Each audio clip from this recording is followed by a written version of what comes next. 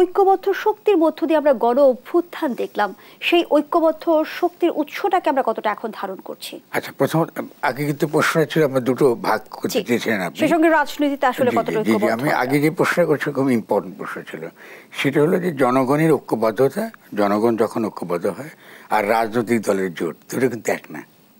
এটা খুব পরিষ্কার থাকা দরকার আমাদের। রাজনৈতিক দলগুলো যখন জোট বাঁধে তখন তারা নির্বাচনের জন্য বা ক্ষমতায় যাবার জন্য জোট বাঁধে। জনগণ যখন জোট বাঁধে তখন তারা এই কারণে জোট বাঁধে যে প্রচলিত রাজনীতির দ্বারা তাদের যে অভিপ্রায়টা, তারা যেটা আদায় করতে চায়, জনগণ হিসেবে তারা যেটা পেতে চায়, এটা পাওয়া যাবে না। ফলে তারা জনগণ হিসেবে তারা জোট বাঁধে। এবং সেই জনগণ যখন জোট বাঁধে, এর একটা আরেকটা তাৎপর্য আছে, তারা একটা সুনির্দিষ্ট লক্ষ্যকে সামনে রেখে জোটটা বাঁধে। মানে যখন জনগণ কিন্তু একটা আলু বস্তা না বা একটা কি বালুর বস্তা না, জনগণ মানে বাংলাদেশে এই যে গণ অভ্যুত্থানের পরিপ্রেক্ষিতে জনগণ মানে তারাই জনগণ যারা সুনির্দিষ্টভাবে ফ্যাসিস্ট শক্তির বিরুদ্ধে লড়াই করছে। এটা খুব গুরুত্বপূর্ণ বুঝতে পারা। আবার ধরুন আমরা যখন আবার ওই ৭১ যখন যাব, তখন কিন্তু জনগণ ছিল কি একটা, আমরা পশ্চিম পাকিস্তানের শক্তির বিরুদ্ধে সামরিক আমলাতান্ত্রিক রাষ্ট্রের বিরুদ্ধে লড়াই করছি। এক না, কিন্তু তফাৎ আছে দুটোর মধ্যে। ফলে এই যে জনগণটা ঐক্যবদ্ধ হচ্ছে এটা, আর রাজনৈতিক দলগুলো যখন জোট বেঁধে যখন আন্দোলন করে তখন কিন্তু ক্ষমতায় যাওয়ার জন্য আন্দোলন করে।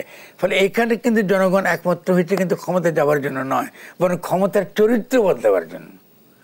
ক্ষমতার চরিত্রটা বদলাতে মানে কি, রাষ্ট্রটাকে সে বদলাতে চায় এবং এই ক্ষেত্রে নতুন রাষ্ট্র সে বানাতে চায়।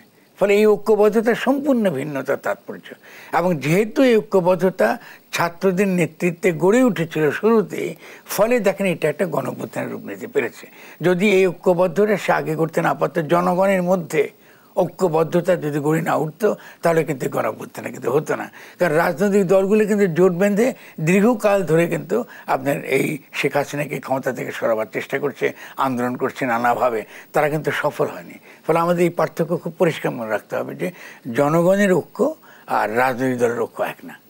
সামনের দিনে ক্ষমতার চরিত্র কি বদলাবে? রাজনীতির মেরুকরণটাই বাকি না, প্রথমত ক্ষমতার চরিত্র ইতিমধ্যে বদলে গেছে, যদিও গণঅভ্যুত্থান সফল হয়নি। কারণ ক্ষমতার চরিত্রে এখন কারা আছে? ক্ষমতার চরিত্রে আমরা যারা দেখতে পাচ্ছি, সমাজের একটা এলিট শ্রেণী, তাকে সমর্থন দিচ্ছে কারা? সামরিক বাহিনী। তাহলে ক্ষমতার চরিত্রে বদলতে ঘটেছে অবশ্যই। এবং ফলে আগামী দিনে জনগণের ক্ষমতা কায়েম হবে কিনা, এটা হচ্ছে প্রশ্ন। এটা বোধহয় আপনি প্রশ্নটা করতে যাচ্ছেন। সেটা নির্ভর করবে আন্দোলনটা আমরা কতটুকু নিতে পারি, বা জনগণ যে নতুন রাষ্ট্র গঠনের স্বপ্ন দেখেছে, এটাকে সে আবার নতুন করে এই আন্দোলনটা সে গড়ে তুলতে পারবে কিনা, নাকি আমরা আবার কয়েক বছরের গহ্বরে পড়ে গেলাম, এটা আমরা এই মুহূর্তে বলতে পারবো না। অনেক কিছু নির্ভর করবে। কারণ যারা এখন এসছেন উপদেষ্টা হিসেবে, তারা কি করে এই পুরো রাষ্ট্রকে পরিচালনা করেন, এবং তারা যেটা সংস্কারের কথা বলছেন, জনগণ কী করে এটা তারা গ্রহণ করে, কতটুকু গ্রহণ করে, জনগণ এতে সন্তুষ্ট কিনা, এবং তারা যদি অসন্তুষ্ট হয় তাহলে তারা কী ধরনের ভূমিকা নেবেন, এটা কিন্তু আমরা এখনও কিন্তু পরিষ্কার নই।